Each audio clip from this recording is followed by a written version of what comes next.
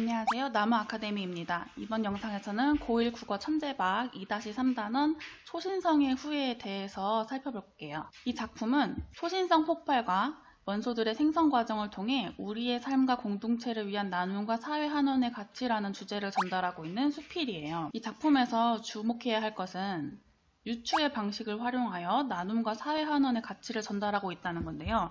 이 내용 전개 방식이 유추뿐만 아니라 문답법, 대화인용법도 사용되었어요. 그래서 이 글에 사용된 다양한 내용 전개 방법을 묻는 문제가 반드시 출제되고, 또 읽기 방법의 점검과 조정, 즉 읽기 전중 후 활동에서 떠올릴 생각을 묻는 문제도 반드시 출제됩니다.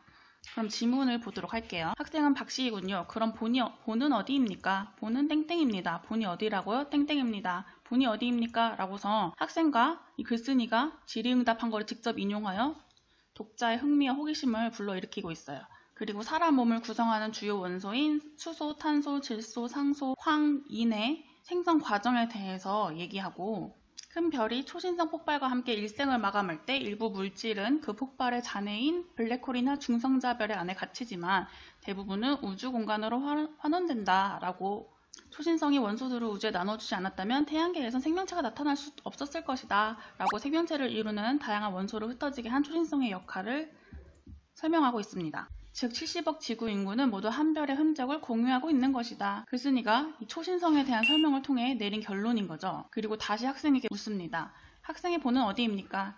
일반적인 본의 의미는 성씨나 씨족의 시조가 난 곳이지만 글쓴이가 생각하는 의미는 인간과 생명체를 이루는 원소들의 기원을 의미하는 말이에요. 즉 초신성이 우주에 환원한 원소들 덕분에 인간이 태어났으므로 지구상의 인구는 모두 같은 본을 지닌 형제라는 것을 알게 하려는 의도로 이렇게 학생에게 물어본 거네요.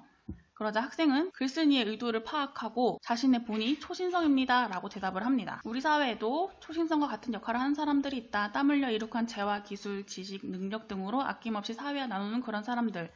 그런 사람들이 바로 초신성과 같은 역할을 하는 사람들인 거죠. 이렇게 이 사람들은 나눔으로 수많은 다른 사람들을 살리기도 한다. 이 부분이 바로 글쓴이가 생각하는 바람직한 삶의 태도 되겠네요.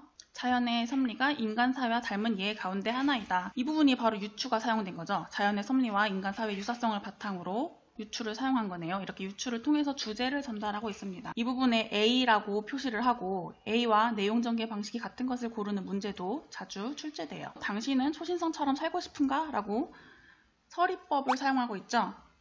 초신성과 같은 삶을 살아야 한다는 메시지를 서리법을 통해서 전달하고 있습니다. 아까 말했듯이 내용 전개 방식을 묻는 문제, 그리고 읽기 전, 읽기 중, 읽기 후의 과정에 떠올린 생각을 묻는 문제도 자주 출제되는데, 이 지문이 과학 지문이기 때문에 내용을 이해했는지 확인하는 문제도 자주 출제돼요. 내용 일치 문제죠. 따라서 이 지문을 읽고선 이렇게 빈칸을 채우면서 정리를 해봐야 됩니다. 이 모든 자료는 나무아카데미 사이트에서 이용할 수 있습니다.